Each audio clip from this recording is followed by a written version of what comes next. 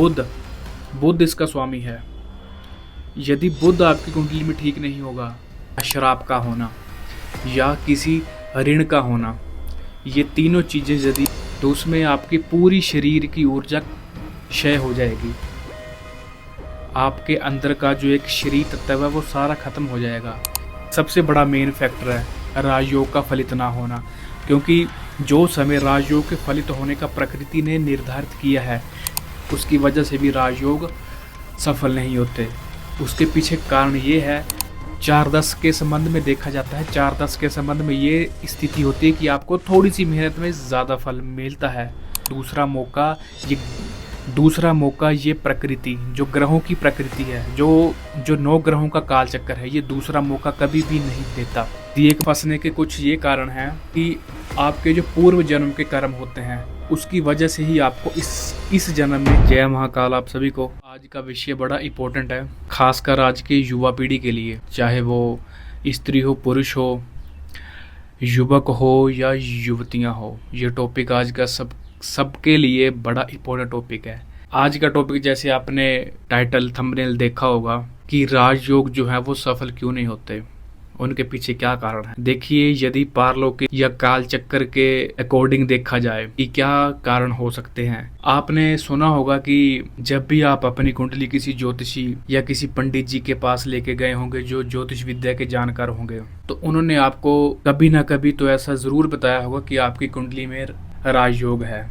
उन्होंने आपको ये तक भी बता दिया होगा कि इस समय से लेके इस समय तक आपको या सरकारी नौकरी या किसी खास चीज़ या आपकी जीवन की जो उन्नति है वो आपको इस काल में या इस टाइम में या इस दशा काल में वो आपको प्राप्त हो जाएगी। पर आप देखते होंगे कि अमूमन या अधिकतर ऐसा देखने में पाया गया है, वो समय भी व्यक्ति का निकल जाता है, फिर भी किसी खास चीज़ की प्राप्ति या जिसे हम बोलते हैं एक्स्ट्रा ऑर्डिनरी कुछ प्राप्त नहीं होता। इसके पीछे बहुत से कारण हैं। पहले हम आपको पारलौकिक कारण या जिसे काल चक्कर कहते हैं, जो ग्रहों का काल चक्कर होता है, पहले उसके हिसाब से मैं आपको कुछ कारण जो है वो बता देता हूँ। फिर मैं आपको धरातल से जुड़े हुए जो स्थूल रूप से कारण जुड़े हुए हैं, फिर मैं आपको वो बताऊंगा।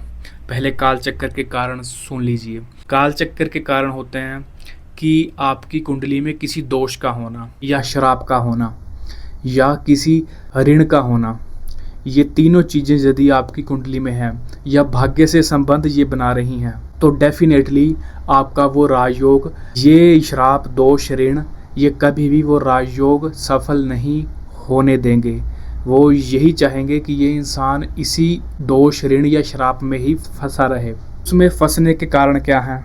उसमें फंसने के कुछ ये कारण हैं कि आपके जो पूर्व जन्म के कर्म होते हैं, उसकी वजह से ही आपको इस जन्म में दोष या श्राप ये प्राप्त होते हैं। सबसे पहले क्या करना चाहिए व्यक्ति को? सबसे पहले व्यक्ति को उस ज्योतिष से या उस ज्योतिष के जानकार से पहले अपने श्राप, दोष अथवा ऋण के बारे में जानकारी लेनी चाहिए। क्या मेरी कुंडली में कोई सीन तो नहीं है? यदि ऐसा कोई सीन आपकी कुंडली में है, तो सबसे पहले उस दोष, श्राप, ऋण का निवारण अति आवश्यक है। नहीं तो वो दोष, ऋण आपको ज़िंदगी में आपके हर मोड़ पे आपको बाधा उत्पन्न करेगा ही करेगा, ये 100% है। उसके अलावा ये तो कारण हो गया एक। दूसरा काल चक्कर का कारण क्या है कि महादशा और अंतरदशा का अनुकूल ना होना। आपने देखा होगा कि आपकी कुंडली में योग तो अच्छे हैं, कि ग्रह तो अच्छे हैं, पर उस हिसाब से आपको वैसा फल नहीं मिल रहा। तो वो फल डिपेंड होता है महादशा और अंतरदशा के पर भी। सबसे बड़ा मेन फैक्टर है राजयोग का फलित ना होना, क्योंकि जो समय राजयोग के फलित होने का प्रकृति ने निर्धारित किया है, यदि आपने उस योग से पहले उस काम के प्रति मेहनत नहीं की, यदि आपने उस दशा काल के टाइम से पहले या उस दशा काल में भी आपने वो मेहनत नहीं की, तो आपको वो फल देखने को नहीं मिलेगा। वो टाइम आएगा और चुपचाप चला भी जाएगा। फिर आपको बाद में बहुत ये पछतावा होगा कि मेरा वो टाइम जा चुका है और अब ज़िंदगी में कुछ नहीं होगा। क्योंकि एक बात याद रखिएगा, ये ग्रह, ये प्रकृति, ये काल चक्कर, जो ग्रहों की प्रकृति है, ये इंसान को केवल मौका एक ही देती है। दूसरा मौका ये प्रकृति, जो ग्रहों की प्रकृति है, जो 9 ग्रहों का काल चक्कर है, ये दूसरा मौका कभी भी नहीं देता। यदि एक मौका आपको 25 से 30 साल या 30 से 35 साल में ये मिलना है तो वो उसी टाइम में मिलेगा।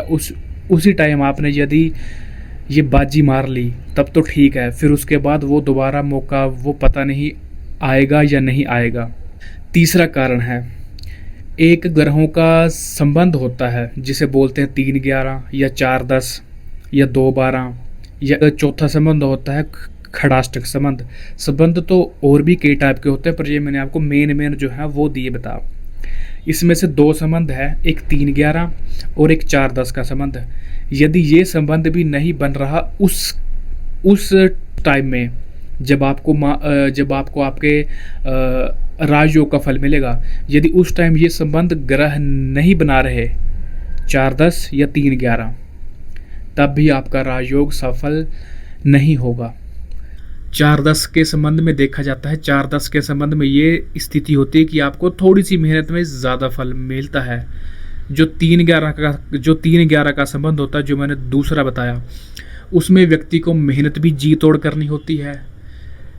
अपनी आध्यात्मिक रूप से भी व्यक्ति को बड़ी मेहनत करनी होती है।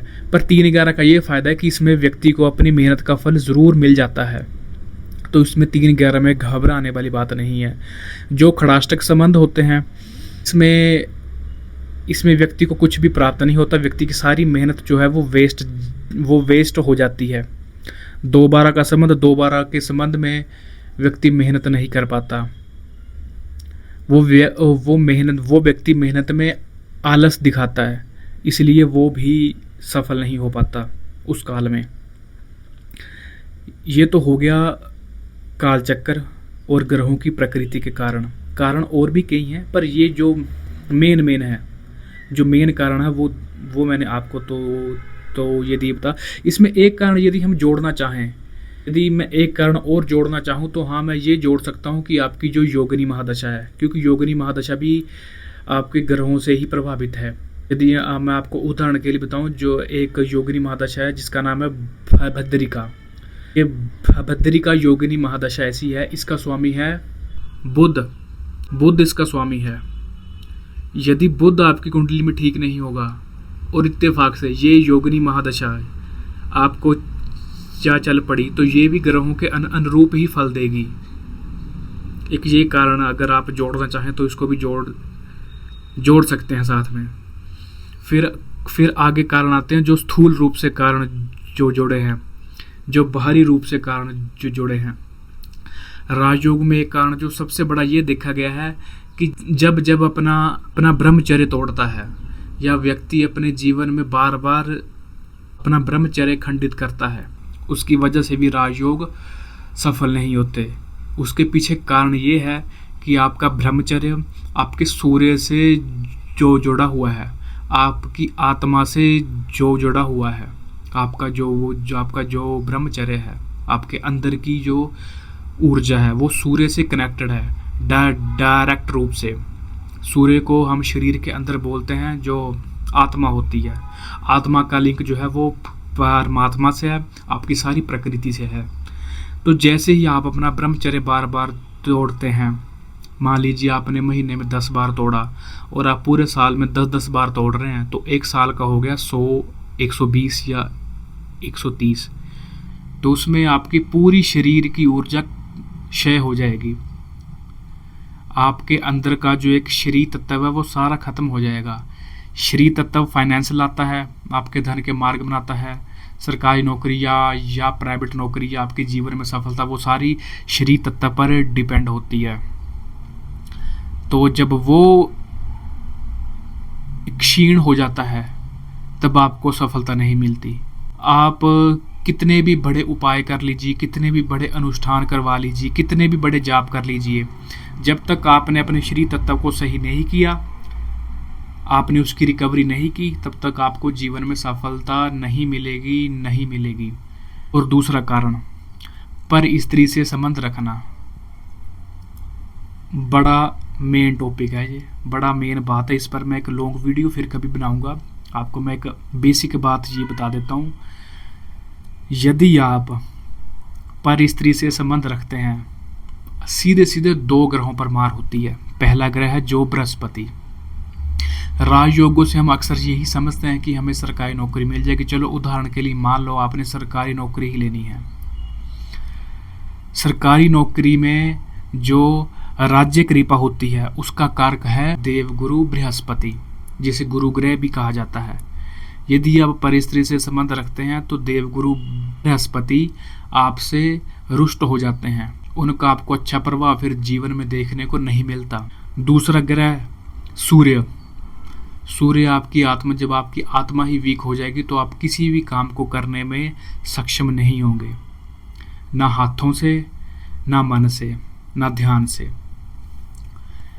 तीसरा ग्रह जिसे कहा जाता है भोग विलासिता का कारक शुक्र। शुक्र देना तो कुछ और चाहता है, पर आप या हम या सारे संसार के व्यक्ति शुक्र के मूल कारकों में फंस के रह जाते हैं, जिसके कारण से हमारा शुक्र भी डे बाय डे वीक होता है।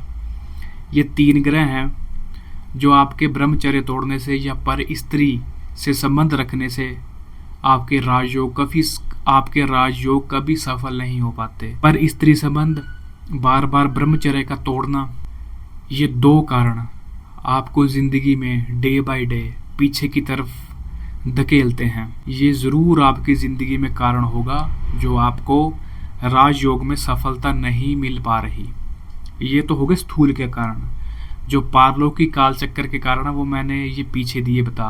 यदि आपको फिर भी कोई शंका है या कोई और चीज गहराई से जानना चाहते हैं अपने राजयोग के बारे में या अपनी कुंडली के बारे में, तो आप मेरे से भी संपर्क कर सकते हैं। इससे पीछे की वीडियो मैंने ये बनाई थी कुंडली और आपके गुप्त रहस्यमय प्रश्न, उसको आप देख सकते हैं। तो आप उसको भी देख के जान पाएंगे कि हमें कौन कौन से प्रश्न पूछने चाहिए या किसी ज्योतिष के जानकार से कौन कौन से प्रश्न पूछने चाहिए। मेरे से यदि आप संपर्क करेंगे पहले उस वीडियो को देख लीजिएगा, तब आप मुझसे अपने प्रश्न पूछ सकते हैं। यदि उस वीडियो को आपने नहीं देखा या नहीं देखना चाहते तो डायरेक्ट मुझसे कांटेक्ट करके आप मेरे से अपनी सारी मन की बात कह सकते हैं कि हमारे ज़िंदगी में ये प्रॉब्लम है, ये परेशानी है। तो मैं अपने हिसाब से वो प्रश्न मैं बनाऊंगा, आपको फिर उसका जो भी उत्तर होगा या जो भी उपाय होगा वो सारा लिख के आपको दे दिया जाएगा। जो भी उपाय होंगे, जाप होंगे, टोटके वगैरह जो भी कुछ होगा वो सारा आपको एक ही बार में लिख के दे दिया जाएगा। तो इस वीडियो को अपने उन दोस्तों के साथ, अपने उन फैमिली मेम्बर्स के साथ या अपने उन जानकार व्यक्तियों के साथ ज़रूर शेयर करें जो अपने जीवन में किसी भी कार्य को लेकर परेशान रहते हैं, क्योंकि परेशानी का कारण आपके 9 ग्रहों के अंदर ही है। स्थूल और पारलौकिक 2 कारण जो बताए हैं, इनमें से कोई एक कारण ज़रूर होता ही होता है। ऐसा हो ही नहीं सकता कि इसके बिना राजयोग असफल हो या सफल ना हो। इनमें से कोई एक ज़रूर कारण होता है मूल रूप से। तो मैं मिलता हूँ आपसे अगली वीडियो में, तब तक के लिए बने रहिए हमारे साथ। जय महाकाल आप सभी को।